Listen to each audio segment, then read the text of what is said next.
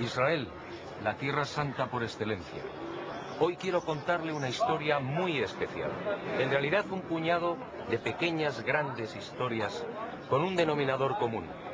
Mi querido y admirado Jesús de Nazaret. Cabe la posibilidad de que algunas de estas historias no sean de su agrado, incluso que le escandalicen. Si su mente no está definitivamente abierta, por favor cambie de canal. Por el contrario, si practica usted el saludable ejercicio de la duda, entonces sígame.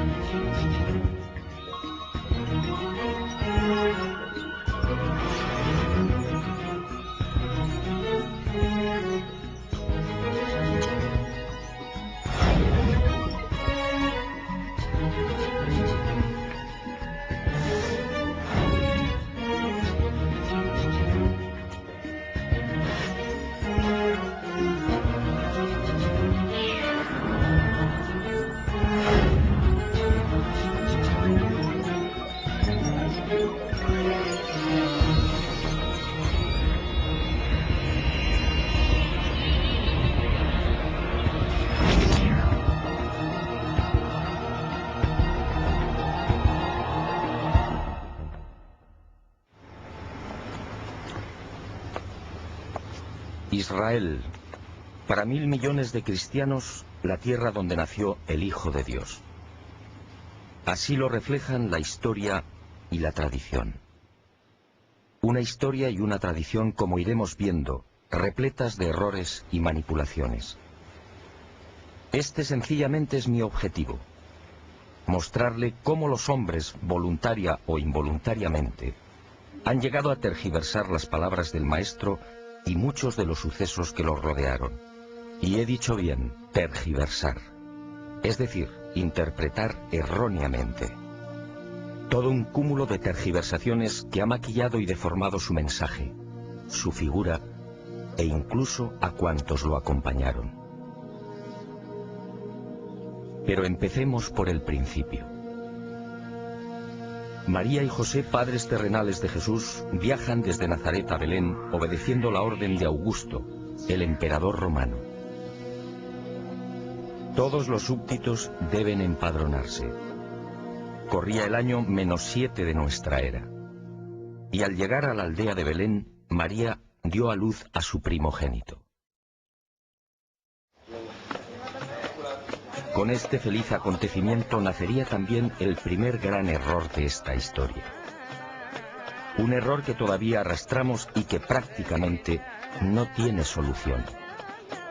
Durante siglos la cristiandad consideró y todavía considera que aquel nacimiento tuvo lugar en el año 0. Grave error. Todo se debió a un lapsus cometido por un monje del siglo VI, Dionisio el Exiguo. En 1582, cuando el Papa Gregorio XIII emprendió la necesaria reforma del calendario de Julio César, se fió de los cálculos de este buen monje, estableciendo el nacimiento de Jesús en el referido año 0. En el siglo XX, historiadores, exégetas y astrónomos descubrirían que Jesús nació mucho antes. La clave se llamó Herodes el Grande, el rey que gobernó Palestina hasta el año -4 de nuestra era. Al fijar la fecha de la muerte de Herodes el 13 de marzo de dicho año -4, los especialistas comprobaron con espanto cómo el calendario actualmente en vigor se hallaba total y lamentablemente equivocado. Amén de que el año 0 como tal no existe, es perfectamente sabido que Jesús nació bajo el reinado del sanguinario Herodes. Y es igualmente conocido que dicho rey ordenó la matanza de los niños varones menores de 2 años de edad de Belén y su comarca. Esta trágica circunstancia sitúa el nacimiento del Maestro en los años -6 o -7. En otras palabras, si los cálculos de Dionisio el Exiguo hubieran sido rigurosos, hoy estaríamos en el 2008 o en el 2009.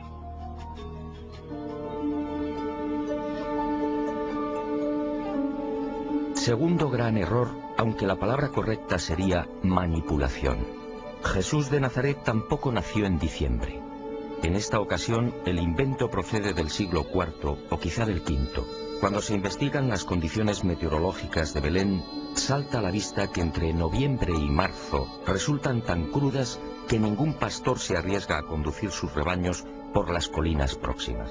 Las temperaturas pueden descender hasta 5 y 10 grados bajo cero. Pero hay más. En aquel tiempo, cuando José y María viajaron hasta Belén, este tipo de desplazamientos, a pie o con animales, se desarrollaba siempre en época seca, jamás en temporada de lluvias. José y María, por tanto, tuvieron que llegar a Belén entre mayo y octubre.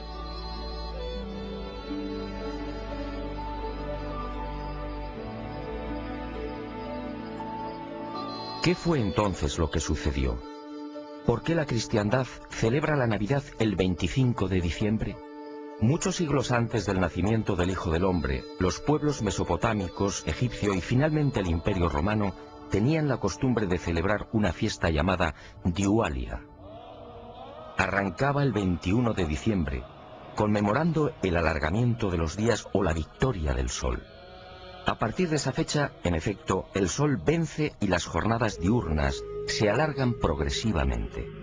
Y aunque no existen datos concretos al respecto, los historiadores apuntan a Constantino como el emperador que admitió el cambio, sustituyendo la fiesta pagana del sol invicto por la del nacimiento de Jesús, el verdadero vencedor de las tinieblas.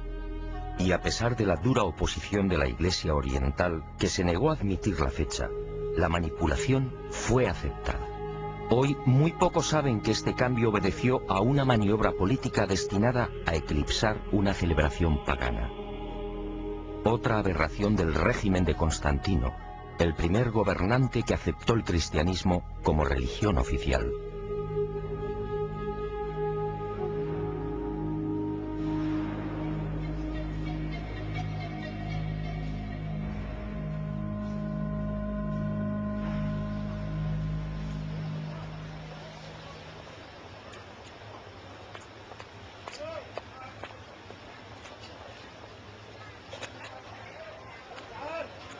Y usted se preguntará, ¿cuándo deberíamos celebrar la Navidad? Hace años recibí una información privilegiada en la que se revela que Jesús de Nazaret nació a las 12 del mediodía de un 21 de agosto. Esa al parecer sería la fecha exacta. Un aniversario que obviamente celebramos muy pocos.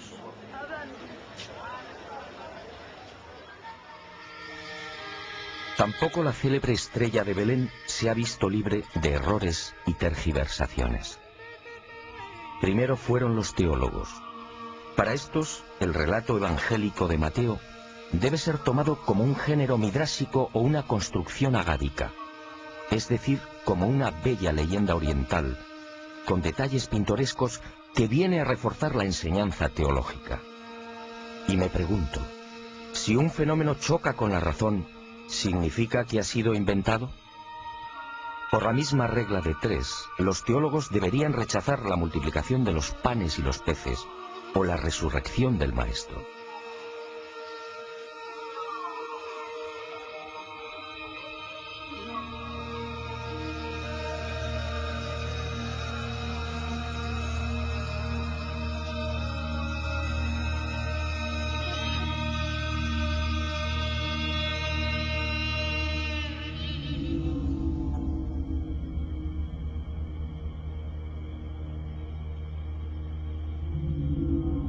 Después, a la miopía de los teólogos se sumó la de los astrónomos. Durante un tiempo, basándose en las ideas de Orígenes, la estrella que condujo a los magos fue explicada con la hipótesis de un cometa. Y en 1603, Kepler aportó otra teoría astronómica que sigue en vigor. El 17 de diciembre de aquel año, el famoso astrónomo se encontraba junto al río Moldava, en Praga. Esa noche, Júpiter y Saturno se hallaban muy próximos entre sí. Kepler estudió la conjunción de ambos planetas y basándose en el relato del rabino Abarbanel, dedujo que aquella era la señal que guió a los magos hasta Belén. Kepler tenía razón a medias. Los actuales cálculos astronómicos han demostrado que en el año -7 en efecto se registró una triple conjunción o aproximación de Júpiter y Saturno. La primera el 29 de mayo y fue visible durante 2 horas. La segunda el 3 de octubre y también en la constelación de los Peces. La última el 4 de diciembre. Pero Kepler, como digo, acertó a medias.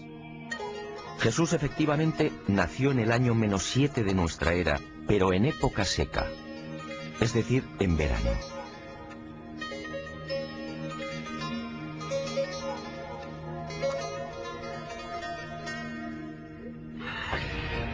De las 3 conjunciones registradas por la astronomía, solo la primera, la del 29 de mayo, encajaría en la hipótesis de Kepler y de los astrónomos modernos.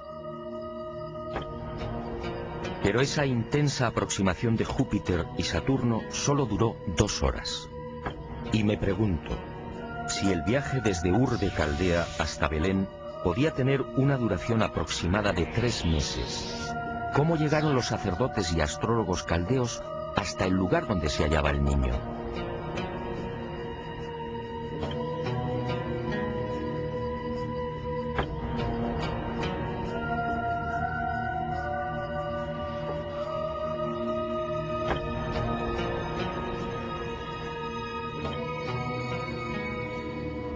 Las explicaciones que defienden los astrónomos, meteorito, cometa o conjunción planetaria, no resisten un análisis científico.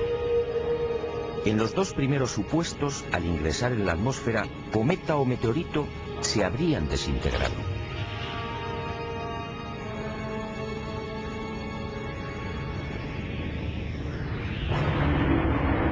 En el caso de una conjunción, como hemos visto, la duración de la misma es mínima. Además, ¿qué clase de conjunción podría guiar a los magos si el viaje, como era habitual en aquel tiempo, se desarrollaba de día? Por simple eliminación, si la estrella de Belén existió realmente, y estoy convencido de ello, solo pudo tratarse de un objeto brillante, capaz de guiar a una caravana a lo largo de 1300 kilómetros y, en consecuencia, tripulado inteligentemente. Como decía el maestro, quien tenga oídos, que oiga.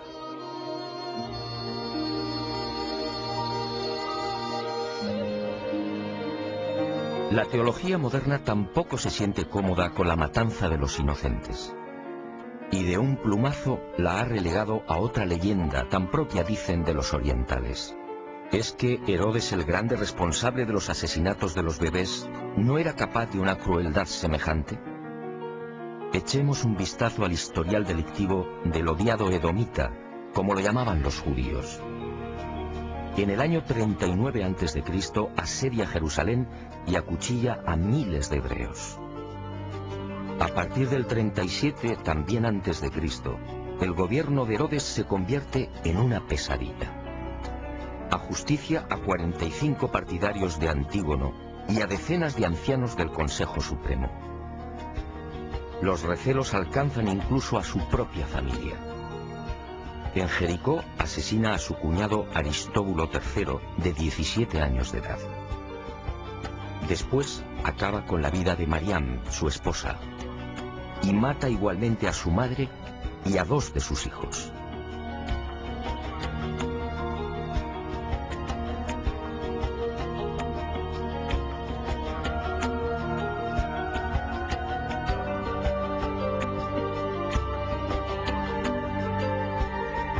Herodes, por supuesto, era capaz de un infanticidio y de mucho más.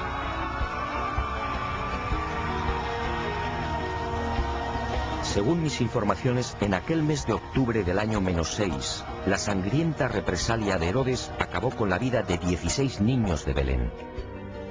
Y José y María huyeron a tiempo, no por el aviso de un ángel al Padre terrenal de Jesús, sino sencillamente por una oportuna confidencia.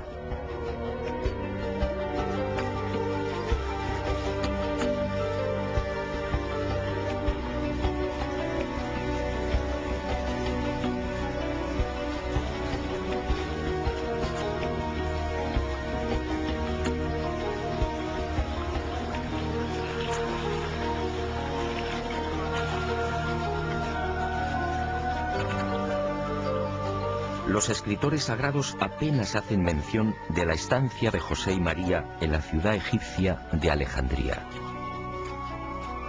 Aquí vivieron durante 2 años.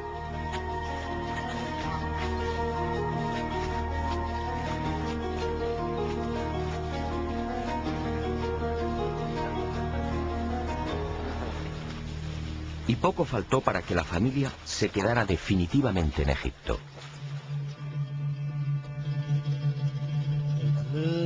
Pero en el año -4 deciden regresar a Belén. Y surge un nuevo conflicto ignorado por los evangelistas. ¿O fue ocultado deliberadamente? A lo largo de toda su vida, María equivocó la misión de su hijo. Para aquella mujer, Jesús no era otra cosa que el Mesías libertador. Un líder político que debería liberar a su pueblo de la opresión romana. Y fuertemente influenciada por esta creencia, la madre del Galileo trató de fijar su residencia en Belén. De esta forma, al hallarse tan cerca de Jerusalén, las posibilidades del hijo en esa supuesta carrera política serían más sólidas y prometedoras que en la oscura y perdida aldea de Nazaret. José se opone y finalmente triunfa el sentido común. El sucesor de Herodes el Grande, el no menos sanguinario Arquelao, no inspira confianza a José y ese mismo año -4 se instala definitivamente en Nazaret. Jesús contaba 3 años de edad.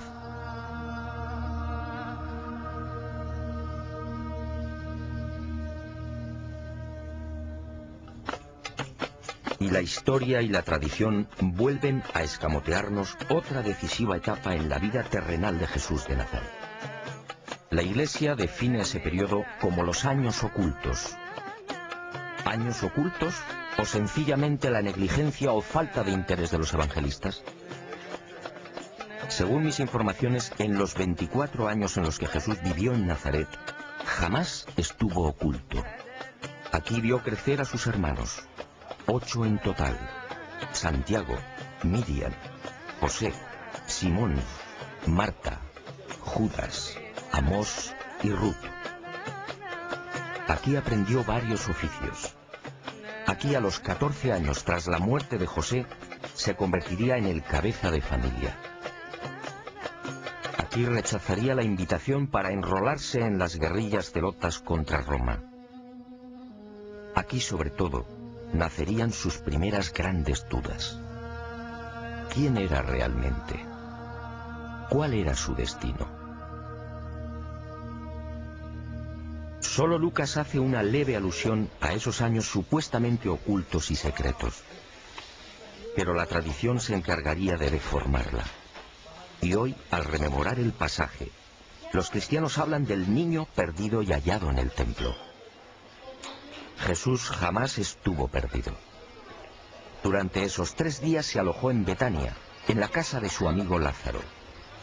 Jesús tenía casi 13 años y sabía desenvolverse a la perfección por las calles de la ciudad santa.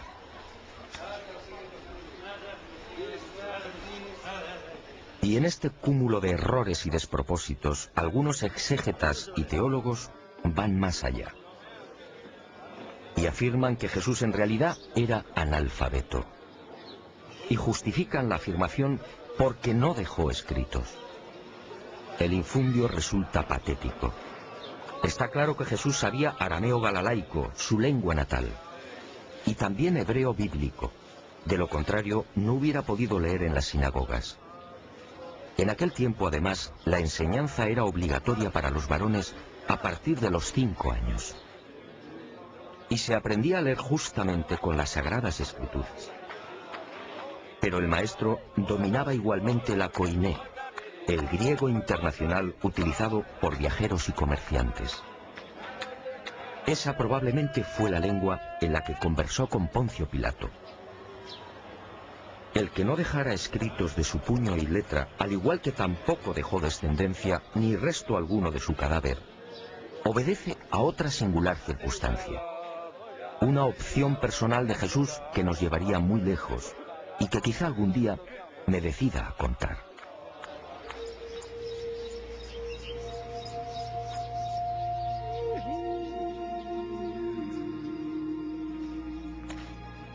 El maestro abandonó Nazaret a los 27 años. Corría el año 21 de nuestra era. A partir de ese momento, Jesús de Nazaret emprende una fascinante aventura.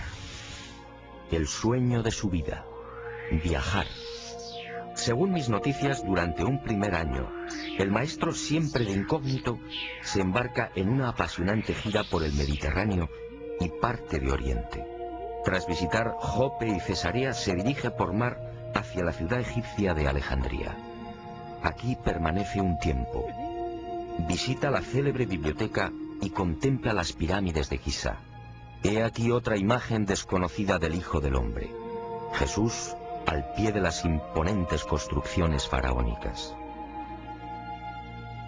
De Alejandría navega hacia Creta y de allí a Cirene y Cartago. Jesús se mezcla con los hombres, los observa, aprende de ellos, y de Cartago pone rumbo a Malta. Después Siracusa en Sicilia, Mesana, y por mar alcanza las costas de la actual Italia. Visita Capua y por la vía Apia entra en Roma.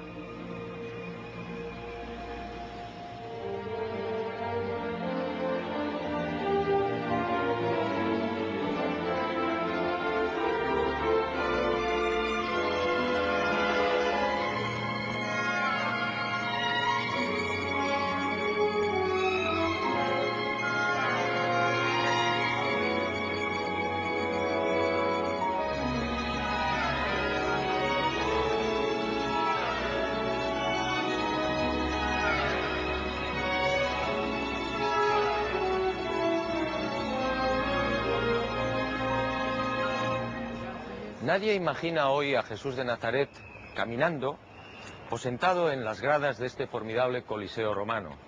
Sin embargo, así fue. Durante su estancia en la Roma del emperador Tiberio, el maestro disfrutó también de los juegos y de la belleza de la capital del imperio. Aquí escuchó a los más insignes filósofos de la época, y siempre de incógnito adelantó parte de su mensaje. Un mensaje que causó sensación entre los romanos, pero nadie supo quién era aquel brillante orador. Años más tarde, cuando Pedro y Pablo arribaron a Roma, quedaron sorprendidos. Un nutrido grupo de romanos sabía ya del gran mensaje de igualdad que había predicado el maestro, pero la historia y la tradición jamás lo contaron.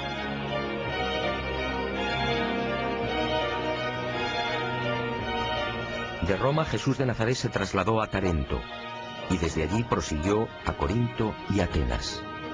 En la capital de la ciencia y el arte, el maestro siguió escuchando y observando, e hizo una advertencia clave. La ciencia nunca podrá demostrar la existencia del alma.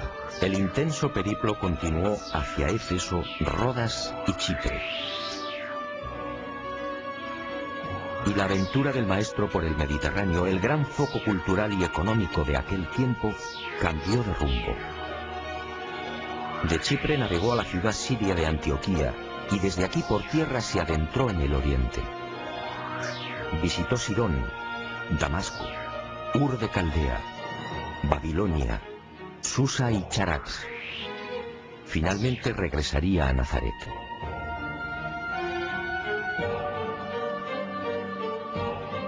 Meses más tarde, cuando Jesús estaba a punto de cumplir 29 años, emprendería una segunda y no menos apasionante gira. Un largo viaje que lo llevaría desde Jerusalén hasta el remoto lago Urmia y la región suroriental del actual mar Caspio. Un viaje en el que Jesús se mezcló con las razas orientales y en el que, igualmente de incógnito, observó y escuchó a sus criaturas. Otra de las grandes y misteriosas razones de su encarnación: conocer de cerca a los que él mismo había creado.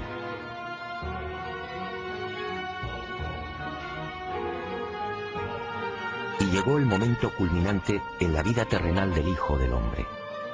Verano del año 25 de nuestra era.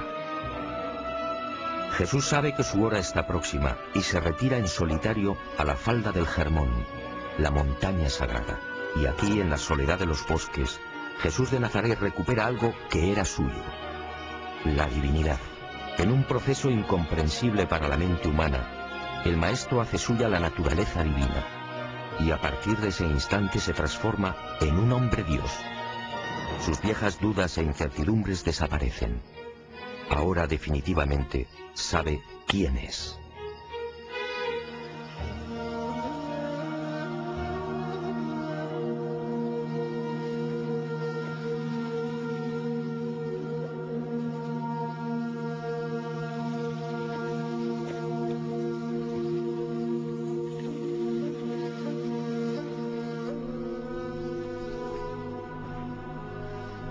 Inexplicablemente, ese histórico momento en el Germón fue silenciado. Ninguno de los evangelistas acertó a explicar en qué lugar y en qué instante se produjo el fascinante suceso del reencuentro del Hijo del Hombre con su naturaleza divina. Como tampoco escribieron nunca sobre esta cueva, una gruta jamás filmada y que fue escenario de otro acontecimiento singular. Sígame y se lo contaré. Planeta Encantado ha localizado esta importante y desconocida gruta y se la ofrece en rigurosa exclusiva. Es posible que algún día este lugar sea considerado como un notable centro de peregrinaje.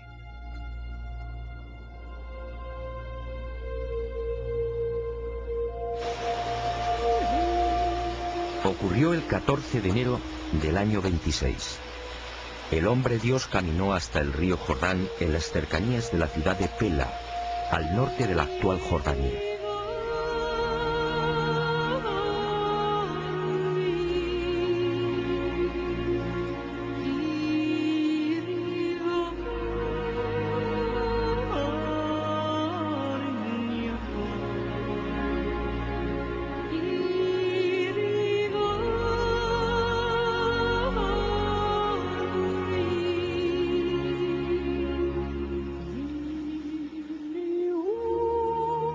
Aquí fue bautizado por Juan y de inmediato se retiró al desierto.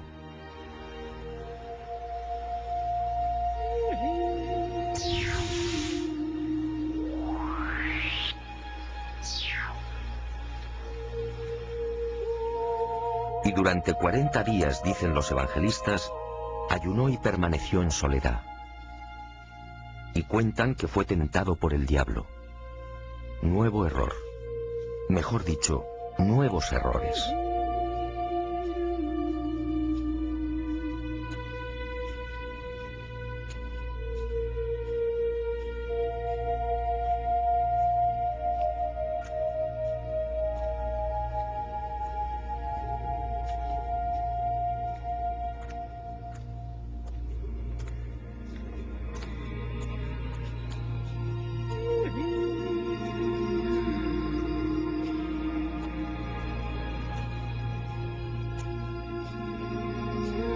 Jesús se retiró hacia el este, sí, pero no al desierto.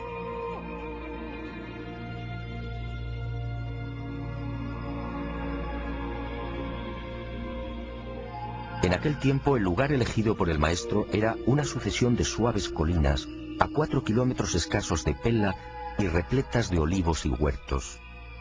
Y tampoco ayunó. Esos 40 días transcurrieron en las cercanías de una aldea, Bet-Idz, hoy desaparecida. El maestro convivió con sencillos beduinos. Desde la cueva que le sirvió de refugio, se alejaba cada día hasta la soledad de los olivares.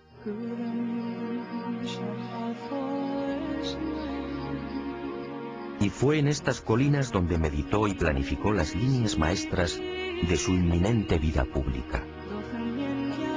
Aquí tomó importantes decisiones sobre lo que debía hacer y lo que debía evitar. También aquí en el Mar Muerto y en sus proximidades sucedió algo que nunca fue contado. Concluido el retiro de los 40 días en la cueva de Pella, Jesús regresó a la Galilea. Y el hombre que lo había bautizado continuó predicando. 5 meses más tarde, el 12 de junio del año 26, Juan el Bautista fue detenido por los soldados de Herodes Antipas y encerrado en las mazmorras de Maqueronte, uno de los palacios de verano del tetrarca. Aquí, en este lugar abrasador y desolado, el Bautista permaneció año y medio. Finalmente, el 10 de enero del año 28, Antipas le corta la cabeza y se la ofrece en una bandeja a Salomé, la hija de Herodías.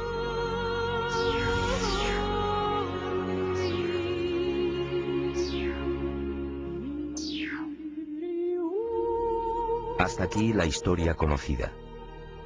Pero en ese año y medio, mientras el primo lejano de Jesús se consumía en los sótanos de Maqueronte, ocurrió algo que los evangelistas prefirieron ignorar. Es un hecho que Juan el Bautista alcanzó un notable eco entre los judíos.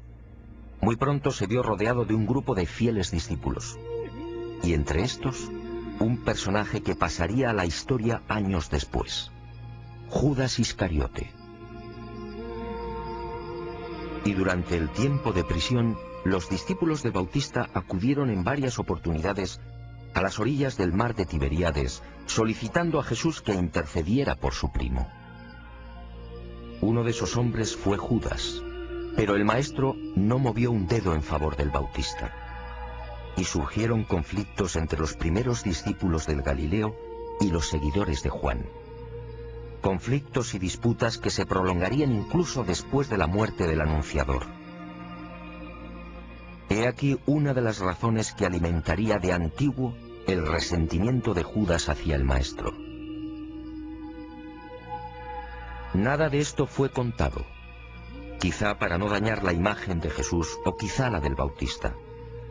El maestro sabía que de seguir vivo, Juan terminaría siendo una continua fuente de problemas y enfrentamientos. En consecuencia, aunque parezca cruel, el Hijo del Hombre dejó que el destino siguiera su curso. He dudado a la hora de incluir este pasaje, pero esa misteriosa fuerza que siempre me acompaña me exige ser valiente. Y vuelvo a insistir, no es mi deseo lastimar a nadie, pero si sus principios religiosos se encuentran definitivamente cristalizados, por favor, cambie de canal. Lo que va a escuchar no le gustará.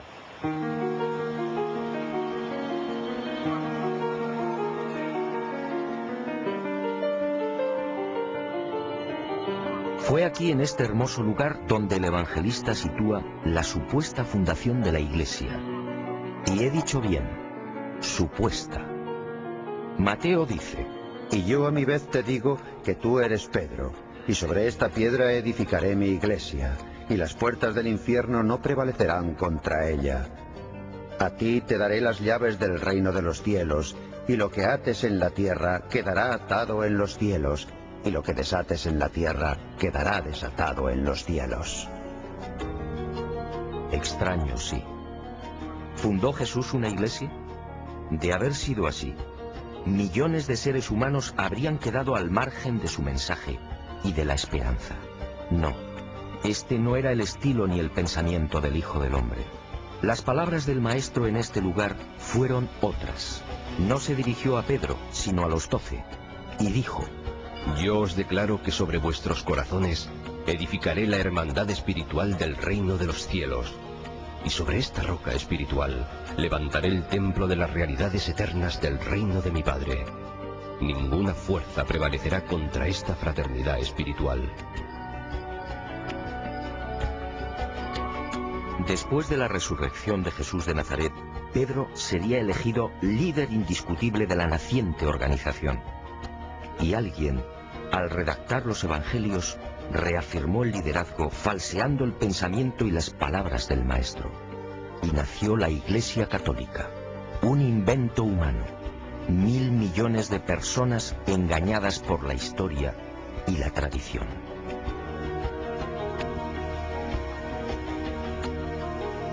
Y las manipulaciones prosiguieron sin el menor rubor, algunas incluso atentando contra la transparente personalidad del Hijo del Hombre. ¿Quién en su sano juicio puede imaginar a Jesús de Nazaret levantando un látigo contra los cambistas del atrio de los gentiles en el templo de Jerusalén?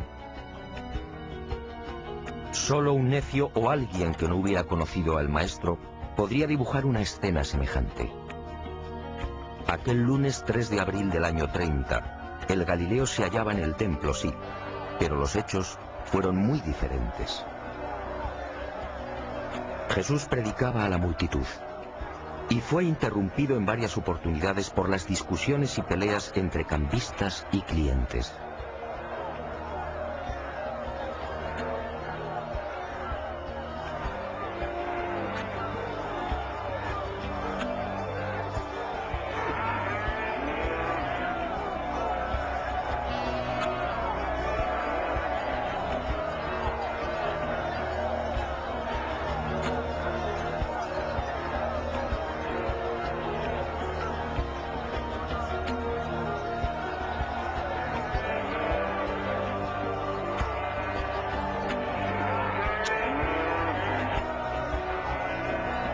Fue entonces cuando el Hijo del Hombre, decidido, abrió las puertas de los corrales en los que se guardaba el ganado para los sacrificios de la Pascua.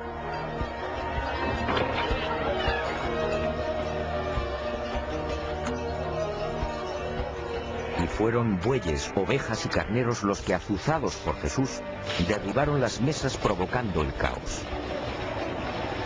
Un desastre, por cierto, aplaudido por buena parte del pueblo judío, que no veía con buenos ojos aquel injurioso comercio en la casa de Dios.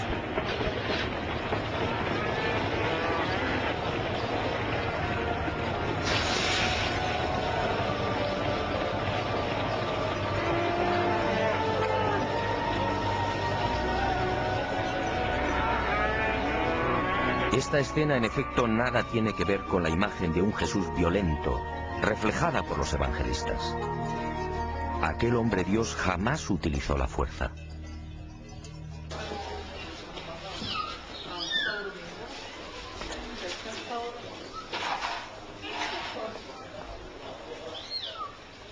Los errores y tergiversaciones de la historia y de la tradición salpicaron también la pasión y muerte del Nazareno. Escenas como estas son habituales en las calles de la vieja Jerusalén. Los peregrinos, sin embargo, no saben que la Vía Dolorosa es otro invento humano. Jesús, camino del Calvario, no cruzó la ciudad. La presencia junto al Hijo del Hombre de dos celotas o terroristas, mal llamados ladrones, obligó a los romanos a desviar la comitiva. Y por seguridad, evitaron las concurridas callejuelas de la Ciudad Santa, alcanzando el Gólgota por el norte y a campo a través.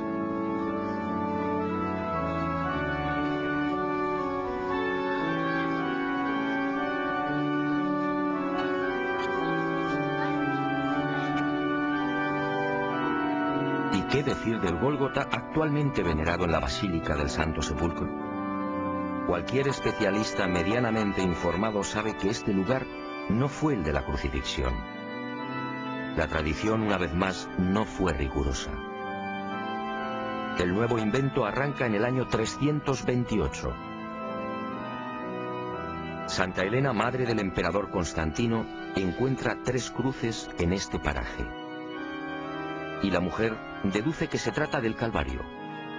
Después, toda una pléyade de sabios y padres de la Iglesia bendice el dudoso hallazgo de Santa Elena.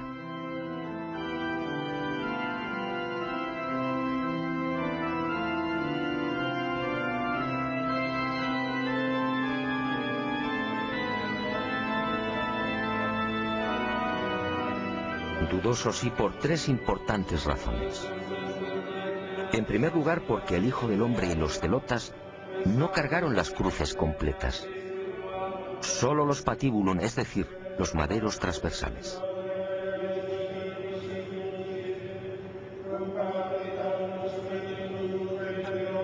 Santa Elena no lo sabía. No podía saberlo porque este detalle fue confirmado por los científicos en el siglo XX.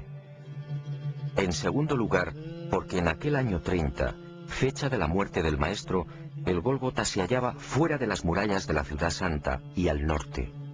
Si observamos un mapa de aquel tiempo, es fácil comprobar que la actual ubicación del Calvario resulta totalmente artificial.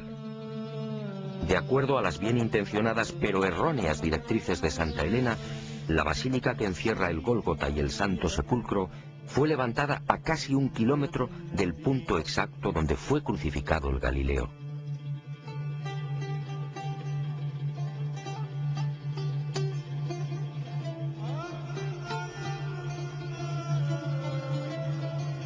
Por último, el artificio de Santa Elena se vino definitivamente abajo cuando los arqueólogos judíos descubrieron los llamados túneles de los Asmoneos. En estas excavaciones aparecieron el pavimento de la Jerusalén que pisó el Hijo del Hombre y parte de los muros del segundo templo. Un enlosado construido por Herodes el Grande y situado entre 18 y 20 metros por debajo del nivel actual. En otras palabras, Santa Elena, los padres de la Iglesia y la tradición habían olvidado que Jerusalén fue destruida y vuelta a levantar al menos 20 veces. Esta circunstancia sitúa la actual Basílica del Santo Sepulcro a 20 metros de altura sobre lo que fue el suelo original en el año 30. Todo un despropósito.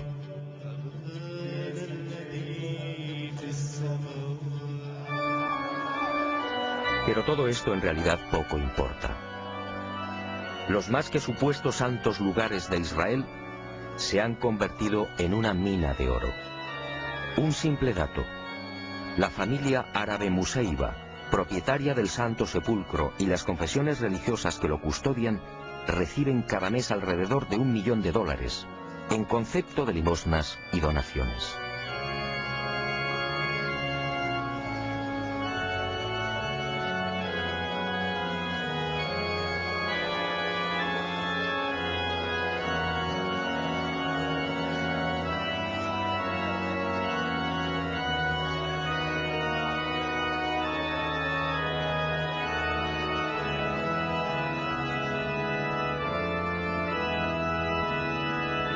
A esta vergonzosa e interminable sucesión de errores y manipulaciones hay que sumar por último los lamentables silencios de los evangelistas respecto al Jesús resucitado. Los creyentes, una vez más, resultarían estafados. Los textos supuestamente sagrados apenas relatan 4 apariciones del Maestro después de su muerte, e ignoran el resto. En total, 19 presencias, ¿a cuál más importante? Y la silencian sencillamente porque las palabras del resucitado no encajaban ni resultaban cómodas en la filosofía y en el rumbo de la primitiva y naciente Iglesia. Veamos 2 ejemplos muy ilustrativos.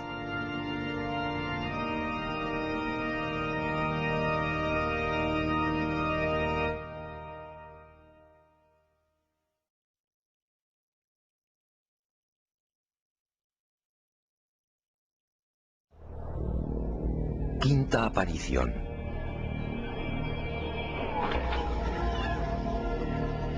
El Maestro se presenta ante María Magdalena y otras 24 mujeres.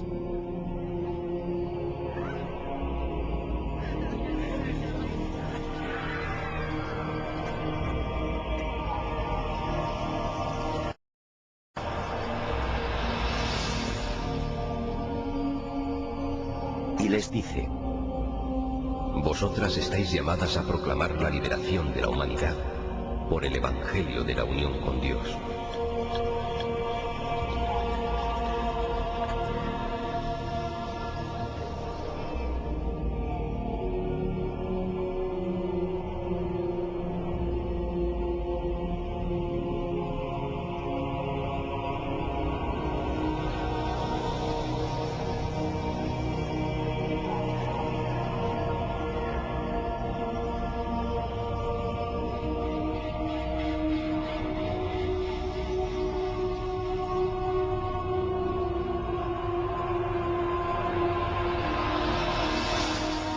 ¿Mujeres proclamando la buena nueva? ¿Mujeres al mismo nivel que los hombres? Pedro y el resto, inmersos en una sociedad machista en la que la mujer quedaba relegada a un segundo plano, no podían aceptarlo. Y el suceso fue censurado.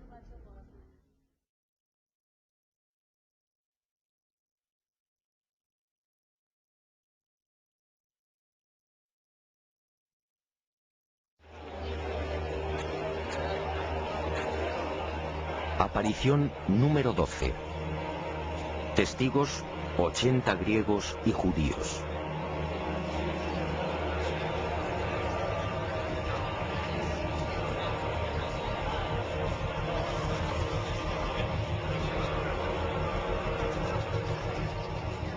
El resucitado se presenta ante ellos y dice: El Padre me ha enviado para establecer algo que no es propiedad de ninguna raza, nación, ni tampoco de ningún grupo especial de educadores o predicadores. El Evangelio del Reino pertenece a judíos y gentiles, a ricos y pobres, a hombres libres y esclavos, a mujeres y varones, e incluso a los niños. Prestad atención, este Evangelio no debe ser confiado exclusivamente a los sacerdotes.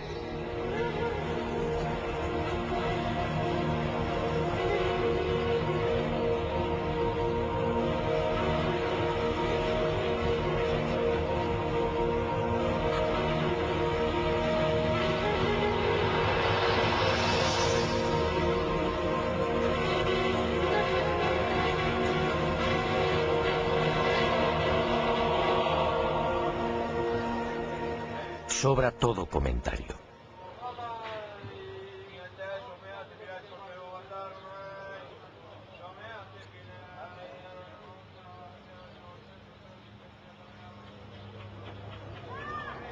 La historia, la tradición y las religiones han sepultado el mensaje original de Jesús de Nazaret.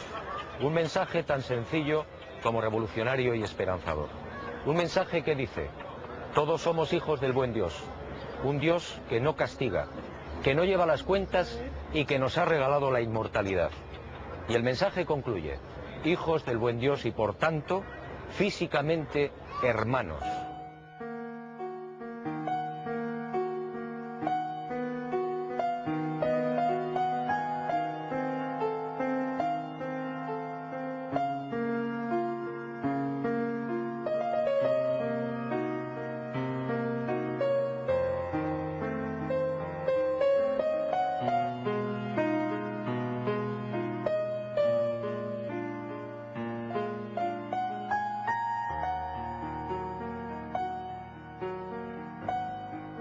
Y llegará el día en que este planeta encantado será un mundo apacible y luminoso.